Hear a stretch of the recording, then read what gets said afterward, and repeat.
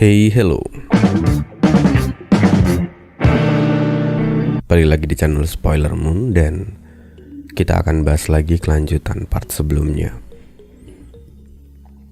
Sebelumnya sorry banget, mungkin hari ini akan agak pendek karena posisi badan gue agak nggak enak. Kemarin sempat periksa dan dapet obat.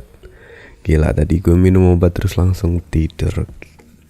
Ya, jadi durasi kali ini mungkin agak pendek, tapi sebenarnya ini 4 bab yang cukup panjang, cuma ini agak ringkas karena di beberapa bagian kayak cuma pengulangan aja.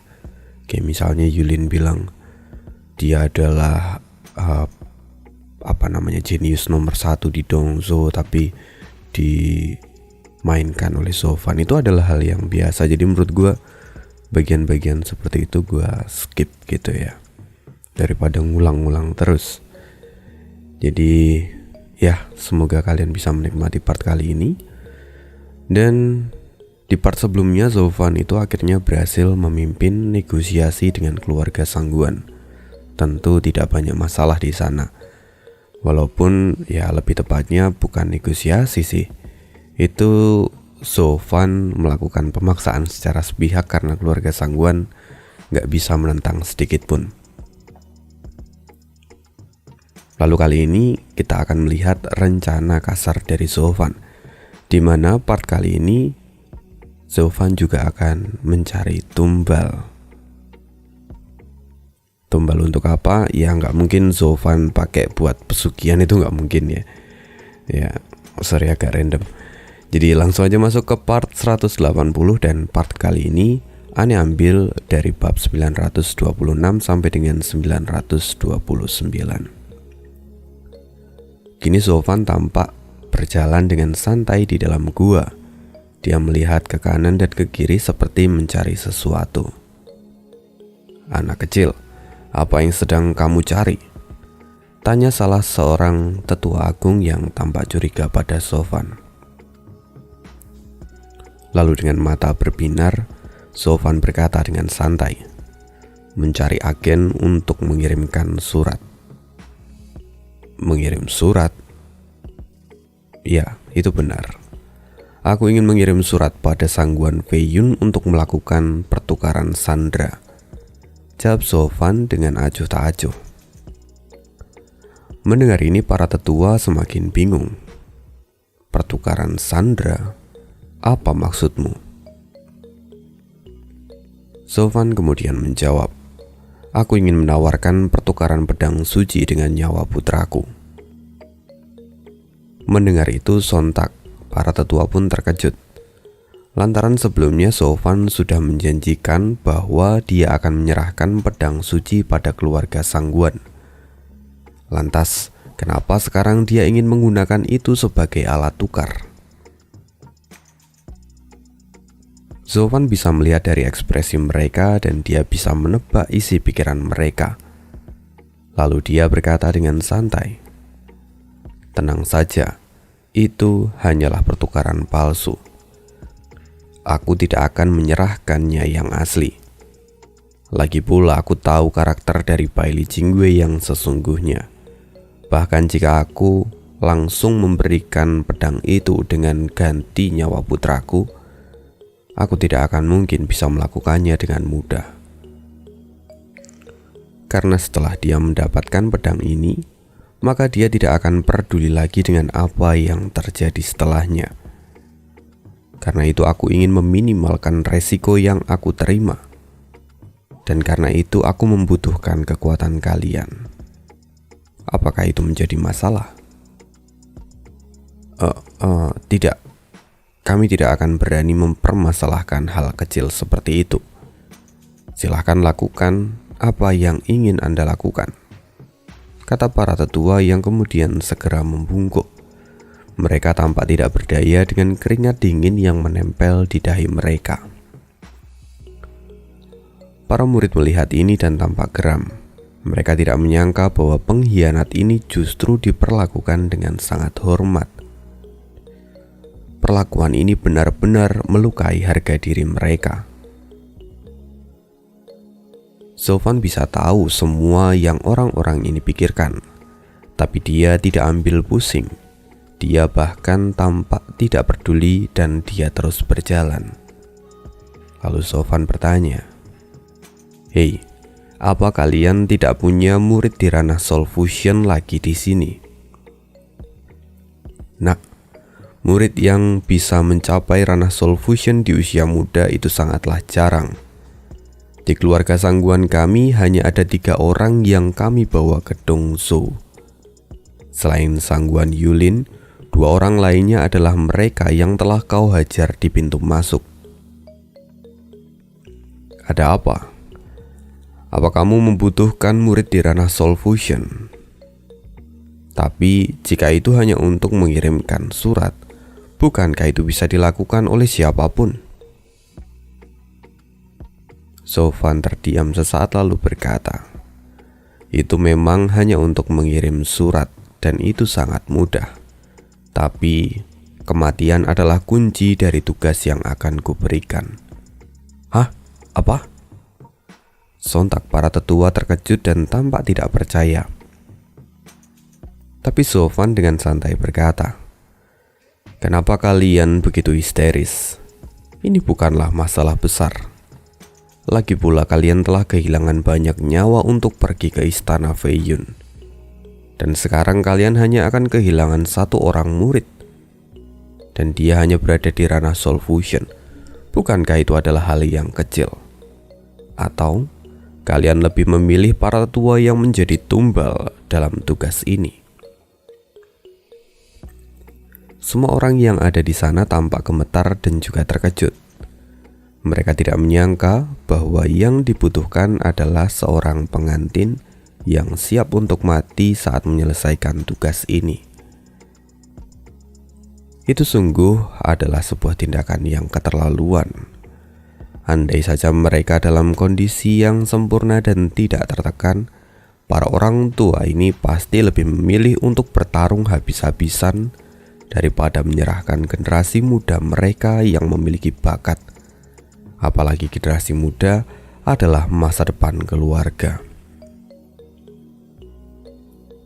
Sekarang mereka berpikir, tapi jika mereka menolak, mereka juga akan kehilangan pedang suci yang ada di tangan Sofwan untuk selamanya. Lalu pada akhirnya semua pengorbanan mereka yang telah terjadi sampai detik ini, semuanya akan percuma. Para orang tua itu terus berpikir, seolah mereka sedang menimbang untung dan rugi dalam kasus ini. Tapi jelas, itu bukanlah hal yang mudah. Hanya para eksekutif keluarga yang bisa memutuskannya setelah melakukan sidang. Sekarang para tetua saling bertukar pandang satu sama lain. Mereka tampak tidak tahu harus melakukan apa. Melihat ekspresi mereka semua, Sofwan perlahan menghela nafas. Dia melihat betapa bodohnya orang-orang ini. Tapi dia juga tidak bisa langsung memaksa mereka. Karena itu Sofwan terdiam dan tampak memikirkannya. Sampai sebuah jeritan yang menyedihkan dari dalam gua itu terdengar. Mata Sofwan terbuka lebar dan dia menoleh. Siapa yang berteriak itu?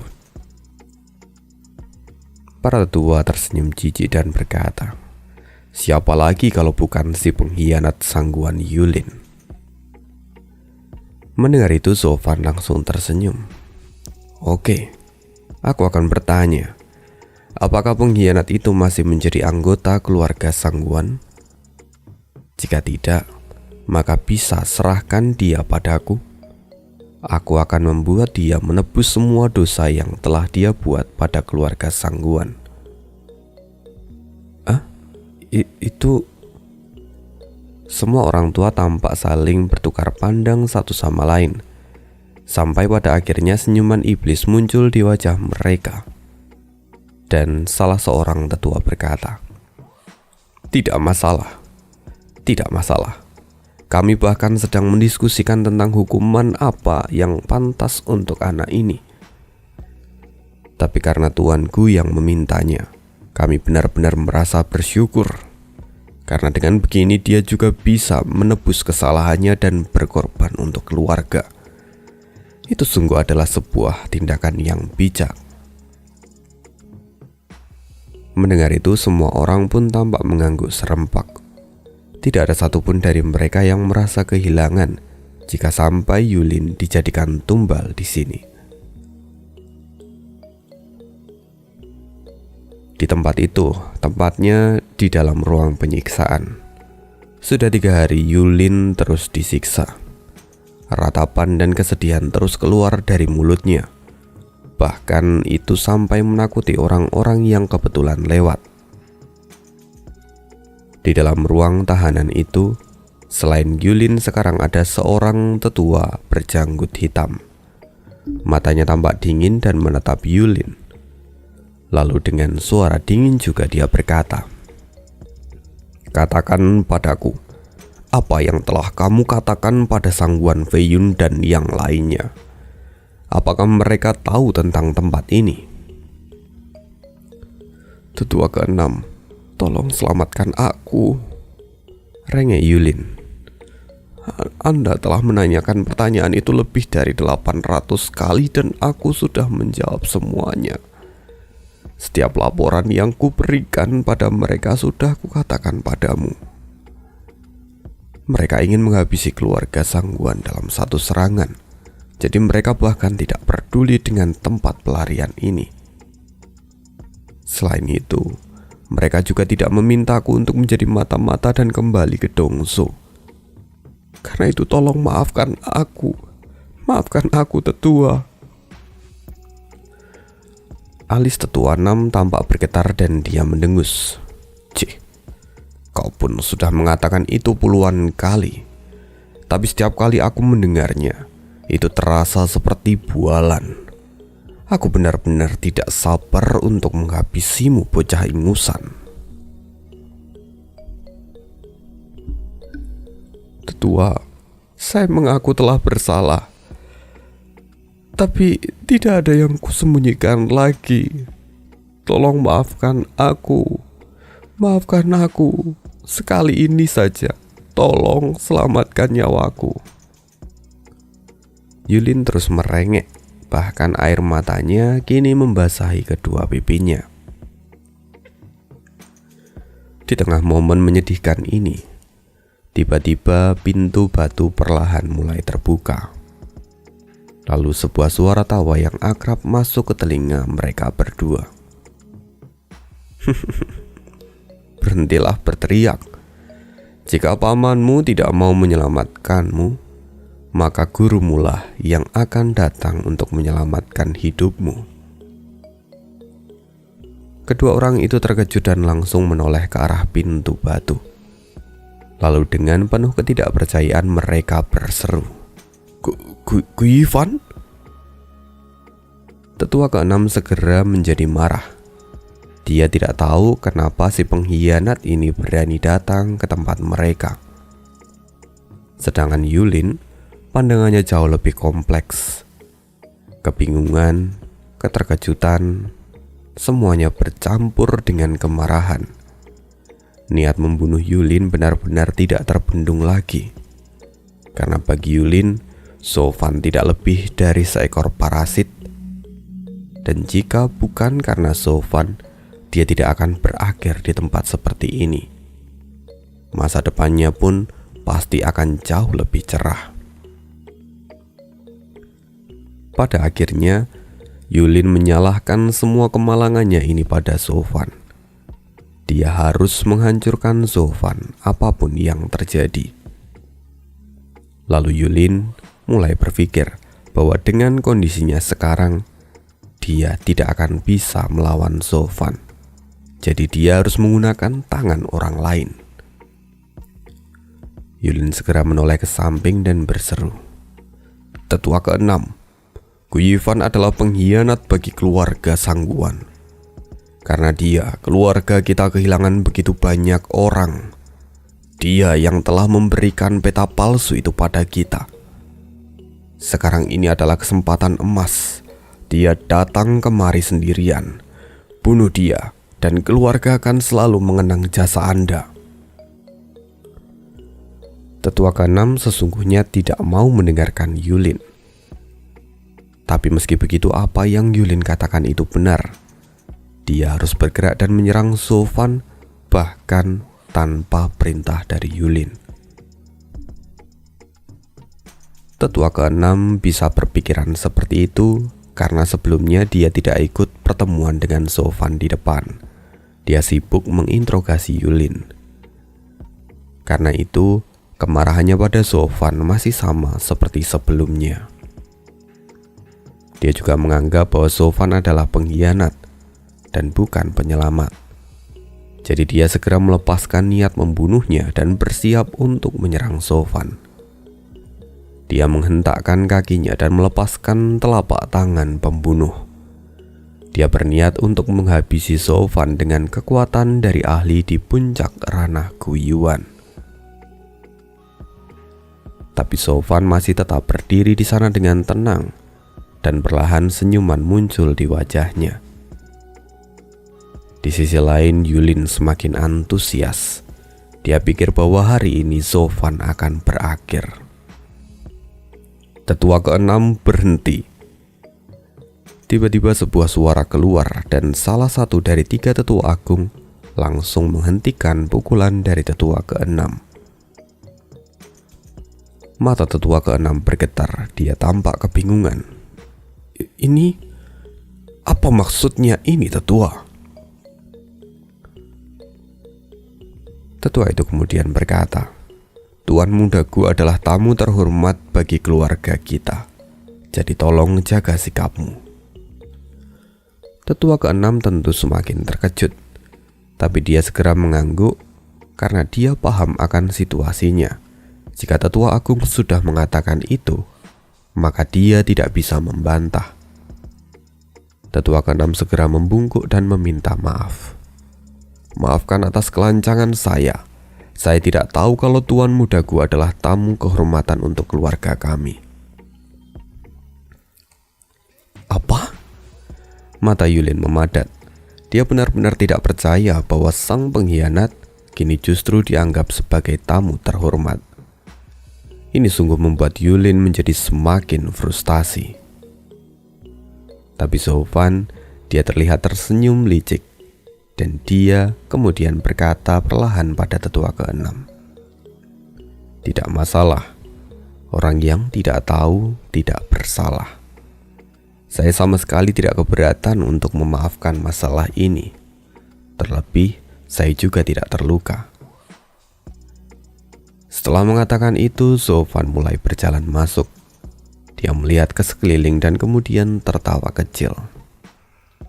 Kondisi ruangan interogasi ini terlihat agak suram ya. Bahkan tidak ada kursi di tempat ini. Jika tuanku ingin sebuah kursi, maka itu akan segera datang. Salah seorang tetua segera berteriak lagi. Kemarilah, cepat siapkan kursi kayu untuk tuanku. Cepat bawa saja kursi patriark di aula. Baik, seru para murid yang segera berlari. Setelah beberapa saat mereka meletakkan kursi itu dengan hati-hati, lalu dengan hati-hati, tetua itu menyeka kursi dengan bajunya, lalu dia berkata, silakan tuan mudaku. Tetua, kenapa Anda sampai repot-repot? Aku hanya sedikit bercanda, kata Sofan sambil menyeringai. Lalu dia berjalan dan duduk dengan semaunya sendiri. Dia tidak terlihat seperti seorang yang terdidik. Justru dia itu seperti seorang preman. Sofan kembali menoleh sekeliling. Dan sambil mengerutkan keningnya, dia kemudian terbatuk 2 kali. Tetua segera paham dan berseru, Hei, cepat kemarilah. Siapkan meja dan teh untuk tuanku. Bagaimana bisa kalian melupakan hal sekecil itu? Kalian menyiapkan kursi tapi tidak dengan mejanya. Baik tetua, seru mereka. Segera 2 murid berlari, mengambil meja persegi dan menyiapkan secangkir teh untuk Sofan. Lalu setelah memberi hormat, mereka berdua pun pergi. Zovan kini tampak bersandar di kursi, menikmati kursi itu.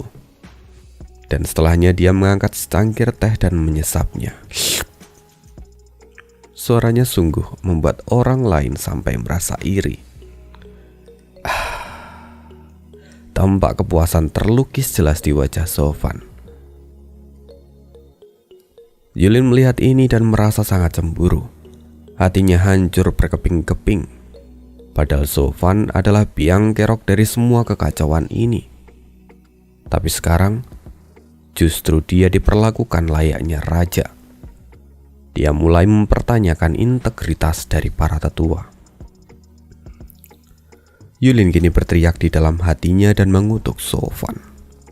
Apakah Zovan itu sebenarnya adalah iblis yang dikirim oleh para dewa untuk menyiksanya? Tapi dia tentu tidak mendapatkan jawaban itu. Sedangkan Zovan kini dia masih tampak menikmati minumannya. Lalu setelah dia menaruh secangkir teh di atas meja, Zovan menatap Yulin dan berkata, "Di tempat gelap yang bahkan tidak tersentuh oleh sinar matahari, secangkir teh panas adalah pilihan yang sangat baik. Bagaimana menurutmu para tetua?" Benar sekali tuanku. Anda sangat pandai dalam menikmati hidup," kata para tetua. Mereka adalah sekelompok petinggi yang biasanya sangat angkuh dan sombong. Tapi kini mereka telah berubah menjadi kacung di hadapan Zovan. Mereka semua menuruti ucapan Zovan, seolah mereka tidak peduli lagi dengan harga diri mereka. Wajah Yulin semakin bergetar. Dia tahu bahwa Zovan sengaja melakukan ini untuk memanasi dirinya. Padahal mereka berdua itu sama-sama pengkhianat. Tapi kenapa Zovan diperlakukan dengan lebih baik? Kebencian di hati Yulin kini semakin menguat. Zovan yang melihat ini dia tampak menyeringai. Lalu kemudian dia berkata, "Senior, tolong tunggulah di luar. Saya ingin bicara 4 mata dengan muridku. Dan juga satu lagi, apa aku diizinkan untuk sedikit memarahinya dan memberi dia pelajaran?" Tentu saja.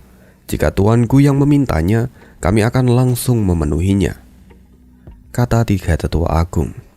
Dan setelah itu mereka pun membungkuk.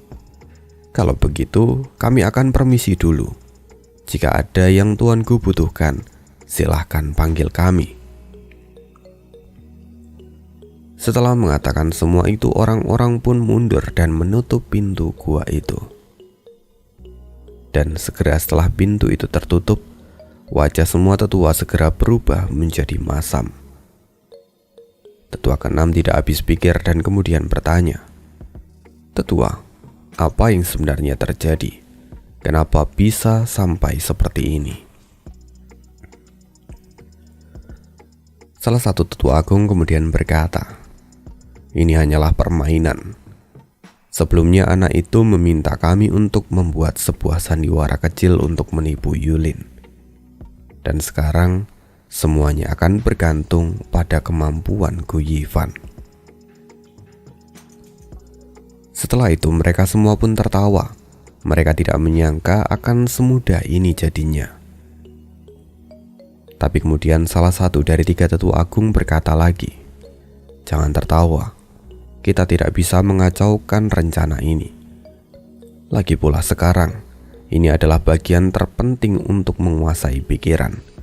Kita tidak boleh sampai membuat Yulin curiga, atau semua rencana kita akan kacau balau." Itu benar. Gu Yifan memang orang yang bijak. Dia punya rencana yang sempurna. Bahkan meski kita pernah mendengar kehebatan Baili Jingwei pun, tapi aku tahu bahwa Baili Jingwei tidak sebaik Gu Yifan. Sekarang kita hanya harus menunggu, dan pedang suci pada akhirnya akan kembali ke tangan kita. Mendengar itu, segera semua tetua pun mengangguk serempak. Di sisi lain, di dalam ruang penyiksaan, di sana sekarang hanya tersisa Sofan dan Yulin. Kini Sofan tampak menyeringai, sedangkan Yulin, dia bahkan tidak tahu akan apa yang ingin Sofan lakukan. Lalu Sofan berkata dengan santai, "Bukankah menurutmu ini aneh? Mereka semua kini menjadi sangat patuh padaku." Yulin menjadi geram, tapi dia tidak mengatakan apapun. Sofan melanjutkan, "Kau tidak perlu terlalu mengkhawatirkan masalah ini. Sekarang kau adalah tahanan, dan aku pun sebenarnya sama denganmu. Hanya saja aku lebih bebas. Selain itu, kita juga sama-sama pengkhianat, dan kamu sebaiknya tidak membenciku untuk selamanya, karena kita ada di jalur yang sama." Sofan perlahan menghela nafas. Dia kemudian berkata dengan wajah yang sedih, "Aku awalnya hanya ingin mengantar Qingyan kembali, lalu kemudian menyelamatkan Sange. Tapi karena aku datang ke tempat ini, para tetua itu segera menemukanku, lalu kemudian aku dipaksa untuk melakukan ini." Yulin tampak tidak percaya dan berkata, "Omong kosong. Aku bahkan bisa melihat kamu diperlakukan layaknya raja. Kau bisa saja di sini dan menikah dengan Yan Er, lalu kamu akan menjadi patriark berikutnya. Apa yang membuatmu tidak puas?" "Patriark? Aku bukanlah anggota keluarga Sangguan. Apa kau pikir mereka akan membiarkan hal itu sampai terjadi? Jika kau berpikir jernih, kamu pasti tahu apa yang sebenarnya mereka inginkan, dan juga alasan kenapa mereka sampai memperlakukanku seperti sekarang." Mata Yulin tampak memadat. "Apa itu karena pedang suci?" Sofan tersenyum. "Benar, itu karena pedang suci yang ada di tanganku. Karena hal itulah mereka tidak berani melakukan apapun padaku. Jika aku tidak memiliki pedang itu, aku pun pasti sudah bernasib sama sepertimu." "Apa?" Mata Yulin memadat. "Jangan khawatir, aku tidak akan ketahuan untuk sekarang. Tapi Qingyan, dia..." Apa maksudmu? Katakan dengan jelas." Yulin tampak memadat. Dia tampak terburu-buru. Kini Sofan tampak menyeringai di dalam hatinya. Dia berhasil memancing keingintahuan Yulin. Lalu dia berkata, "Sebenarnya aku tidak ingin membahas ini. Tapi orang-orang dari keluarga Sangguan itu benar-benar picik. Mereka sebelumnya mengatakan hal ini padaku, bahwa jika aku menyerahkan pedang suci itu pada mereka, maka aku akan menjadi menantu mereka. Sesungguhnya ini adalah tawaran yang bagus. Tapi kau tentu sudah tahu bahwa rasa sayangku pada putraku sangat besar. Dia masih ada di tangan Fei Yun, dan aku masih berpikir untuk menukarnya dengan pedang yang kumiliki. Jika memang begitu, kenapa kamu tidak segera menukarnya? Kenapa kau justru datang ke tempat ini? Apa yang sebenarnya kau inginkan?" Sofan menghela nafas. "Yulin, kau terlalu bodoh. Jika aku bisa menukarnya dengan begitu mudah, aku pasti sudah melakukannya. Tapi baik keluarga Sangguan ataupun mereka tidak akan membiarkanku melakukan itu dengan mudah." Di luar ruangan itu, para tetua mendengarkan percakapan ini. Bahkan meski mereka tahu kalau Sofan itu hanya bersandiwara, tapi wajah mereka pun tampak memerah karena sebelumnya nama mereka juga disebut-sebut. Terlebih Qingyan, saat dia mendengar tentang masalah perjodohan itu, pipinya pun memerah. Kita akan kembali ke dalam. Di sana Yulin kembali berseru. Lalu apa yang ingin kau lakukan sekarang? Sofan kemudian menjawab. Saat ini aku sedang diperhatikan oleh keluarga Sangguan. Dan aku juga menjadi tahanan rumah. Aku bisa saja melarikan diri, tapi mereka pasti akan mengikutiku dari balik bayangan. Karena itu sekarang aku butuh orang untuk menjadi agen.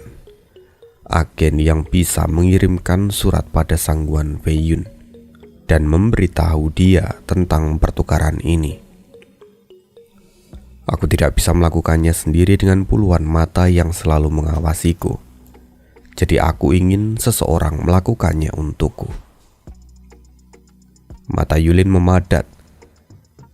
Dia menatap Sofan dengan serius lalu berkata, "Maksudmu, apa kau ingin aku menjadi agen itu?" Sofan tersenyum. "Ya, aku tahu bahwa kau adalah orang yang tepat. Sekarang kau tidak bisa lagi tinggal di keluarga Sangguan dan kau butuh tempat baru untuk tinggal.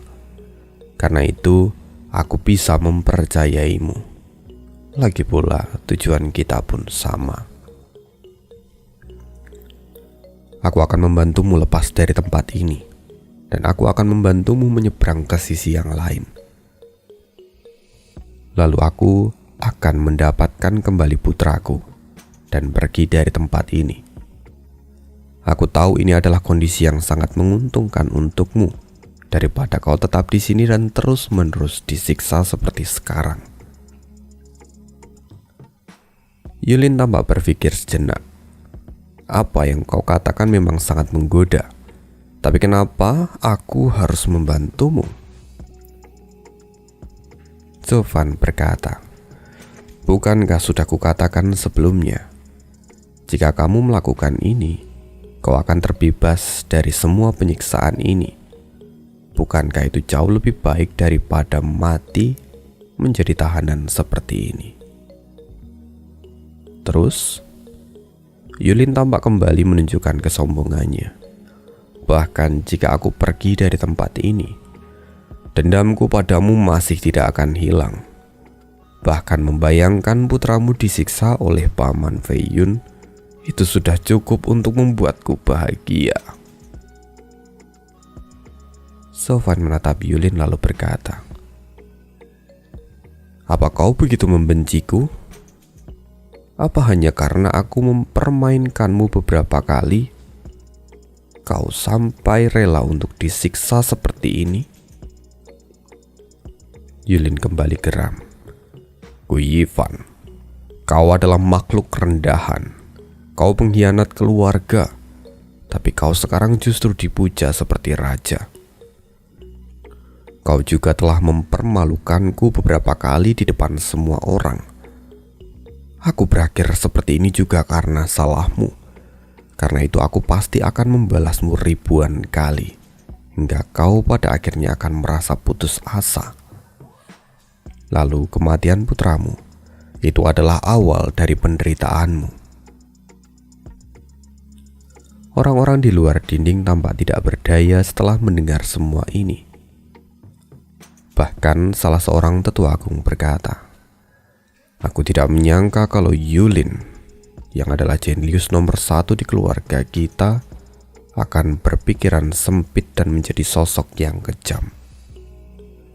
Untung saja kita dapat melihat sisi buruk dari anak ini.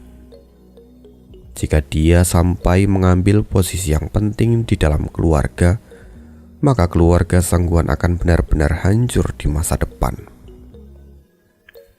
Para tetua lain pun segera mengangguk.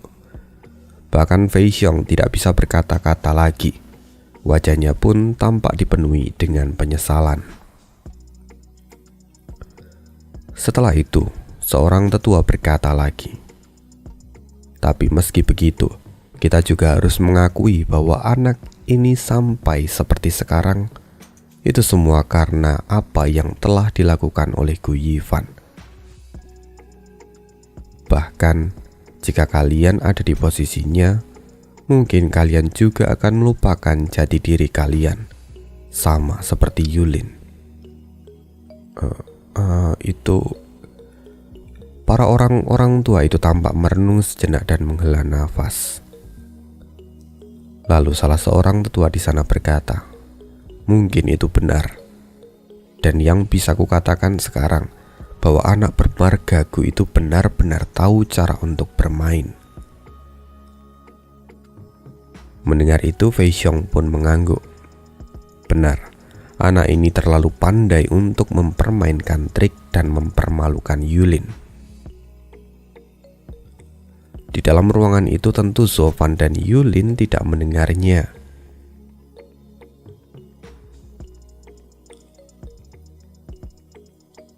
Lalu Sofan bertanya, "Jadi apa kau akan menolak tawaranku ini?" Yulin mencibir, "Kau minta bantuanku? Tentu aku akan membantumu, tapi di kehidupan berikutnya. Sekarang aku akan melihat keputusasaanmu karena kehilangan anakmu." Yulin kemudian tertawa lagi. Sofan sendiri tampak menghela nafas. "Aku tahu bahwa kehilangan putraku akan sangat menyakitkan. Tapi itu hanya akan berlangsung selama 4 atau 5 tahun. Paling banyak 10 tahun atau bahkan 100 tahun. Tapi pada akhirnya penyesalan itu akan hilang. Sedangkan untuk kita seorang kultivator, waktu 100 tahun itu hanyalah waktu yang singkat. Aku bahkan bisa memiliki anak dan juga cucu yang lain untuk mencari kesenangan dan melupakan rasa sakit ini." Yulin tersentak. "Apa? Anak dan cucu untuk mencari kesenangan?" "Ya, bukankah itu hal yang wajar? Karena selama aku hidup aku bisa memiliki anak lagi. Dan juga paman sudah memberiku tawaran untuk menikahkanku dengan King Yan. Aku bisa bermain dengannya setiap malam dan mendapatkan banyak keturunan. Bahkan, pikirkan ini. Setelah aku menyerahkan pedang itu pada keluarga Sangguan pun, apakah mereka akan menyingkirkanku? Apa pamanmu akan membiarkan putrinya menjanda?" Tidak semudah itu. Aku juga memiliki bakat yang sangat berguna untuk keluarga Sangguan. Jadi pada akhirnya, jika aku menerima tawaran ini, aku akan menjadi menantu keluarga Sangguan. Dan aku bisa membuat banyak anak dengan King Yan. Pikirkan itu. Sebenarnya ini bukanlah tawaran yang buruk. Lalu di saat aku bersenang-senang dengan King Yan, kau masih akan terpuruk di sini. Kau akan disiksa setiap hari sampai ajal menjemputmu. Kau juga tidak akan bisa menikmati betapa menyenangkannya punya anak dan cucu. Kau hanya akan mati dalam kesendirianmu," kata Sofan sambil tertawa. Sofan memang sungguh pandai dalam mengendalikan batas bawah seseorang. Dia membuat Yulin benar-benar merasa putus asa. Lalu dengan senyuman santai Sofan berkata, "Jika ini memang pilihanmu, maka aku akan merelakan putraku dan menerima tawaran paman." Sofan kemudian bangun dari tempat duduknya dan berbalik. Melihat Sofan pergi, Yulin semakin cemas dan berseru, "Tunggu. Aku akan melakukan yang kau minta. Tapi aku ingin kau berjanji bahwa setelah semua ini selesai, kau harus pergi meninggalkan Yan Er." Sofan menyeringai saat memunggungi Yulin. Yulin benar-benar memakan umpan yang telah dia berikan. Sedangkan di luar, para tetua benar-benar tampak kagum. Keterampilan anak ini dalam menyerang pikiran lawannya sungguh tidak bisa dianggap remeh. Dia benar-benar memainkan Yulin seperti anak kecil. Gu Yifan, dia benar-benar tahu kelemahan Yulin. Bahkan dia menggunakan Yan Er untuk alat tawar-menawar Sampai akhirnya hati kecil Yulin sendirilah yang tunduk pada Sofan. Para tetua lain pun mengangguk. Mereka semua memahami akan hal ini. Lalu salah seorang tetua agung berkata pada Fei Xiong, "Fei Xiong, sebagai kepala keluarga kamu harus mempelajari ini juga. Keterampilan ini sangat dibutuhkan untuk memimpin Dongsu di masa depan." "Tetua, haruskah saya belajar darinya? Tapi dia hanyalah seorang junior," kata Fei Xiong dengan wajah memerah karena malu. "Kau tidak lagi bisa menyebutnya sebagai seorang junior setelah memahami kedalaman pikirannya. Bahkan pikiranmu sekarang masih seperti seorang bocah berusia 2 hingga 30 tahun. Tapi anak ini, pikirannya seperti monster tua yang telah hidup puluhan ribu tahun. Dia adalah master sejati dalam pengendalian pikiran. Karena itulah, kau harus belajar darinya." Setelah itu tetua agung memegang sebuah slip giok, lalu menulis di dalamnya. Dan setelah selesai, dia menyerahkan slip itu pada Fei Xiong. "Ini," Fei Xiong mengerutkan keningnya. "Ambil catatan itu." Fei Xiong hampir muntah darah ketika membaca isinya. Dia tidak pernah menyangka bahwa para tetua akan menganggap Sofan seperti orang suci. Di tengah semua itu, King Yan dari samping tampak cemberut dan mencibir. Apa yang harus diingat? Mereka hanya bicara omong kosong. Mendengar putrinya itu, Fei Xiong menghela nafas dan berkata, "Yan Er, apa kamu marah karena anak itu membawa namamu dalam negosiasi ini? Tolong tenangkanlah dirimu. Kita akan kembali ke dalam. Di sana Sofan dan Yulin sama sekali tidak tahu apa yang terjadi di luar." Tapi Sofan segera menghampiri Yulin. Dia menarik rantai yang mengikatnya lalu membanting Yulin ke tanah. "Xiao, apa yang kau lakukan? Aku Diam," kata Sofan dengan dingin. "Bahkan jika kau telah setuju, tapi aku tidak bisa membiarkanmu pergi begitu saja. Aku harus memberimu tanda agar kau tidak berani bermain macam-macam di belakangku." Sofan kemudian membuat Yulin pingsan. Dia segera mengaktifkan mata api petir hitam miliknya dan kemudian memasukkan sesuatu ke dalam tubuh Yulin. Sesuatu apa yang Sofan masukkan?